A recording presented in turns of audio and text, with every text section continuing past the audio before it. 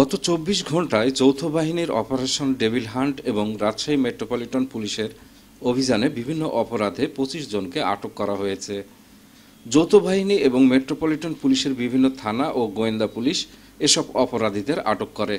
আজ বৃহস্পতিবার বিকেলে রাজশাহী মেট্রোপলিটন পুলিশের গণমাধ্যমে পাঠানো এক সংবাদ বিজ্ঞপ্তিতে এ তথ্য নিশ্চিত করা হয়েছে।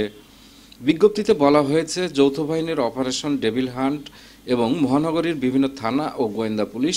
গত ২৪ ঘণ্টায় নগরীর বিভিন্ন স্থানে অভিযান পরিচালনা করে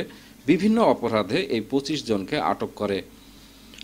আটককৃতদের মধ্যে বৈষম্য বিরোধী ছাত্র আন্দোলনে হামলা, বিস্ফোরণ ঘটানো ও সন্ত্রাসী কর্মকাণ্ডের অভিযোগে ৮ জন, মাদক মামলায় ৩ জন, অন্যান্য অপরাধে ৯ জন এবং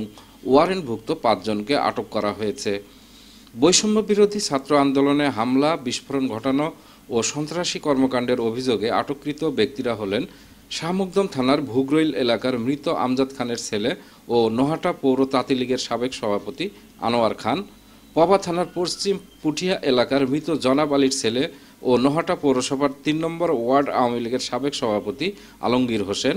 চন্ডিমা থানার মেহেরচণ্ডী স্কুল রোড এলাকার মোহাম্মদ রফিকুল ইসলামের ছেলে ও রাজশাহী মহানগর ছাত্রলীগের সাবেক যুগ্ম সাধারণ সম্পাদক নিজাম আলী, রাজপাড়া থানার বহরমপুর এলাকার মনু রণবীরের ছেলে ও শহীদ AHM কামরুজ্জামান কলেজ শাখা ছাত্রলীগের সাধারণ সম্পাদক জাকারিয়া রিয়াল, রাজশাহী জেলার গোদাগাড়ী থানার ২৪ নগর দক্ষিণপাড়া এলাকার মৃত বদলার রহমান সরকারের ছেলে ও আওয়ামী লীগ কর্মী শওকত হোসেন,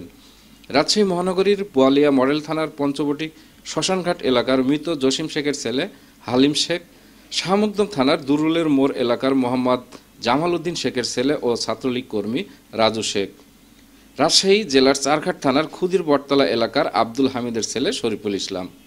আটককৃত সকল আসামিদের বিরুদ্ধে আইনগত ব্যবস্থা নেওয়া হয়েছে। সেলিম উদ্দিন, ডেস্ক রিপোর্ট, নবরূপ টিভি।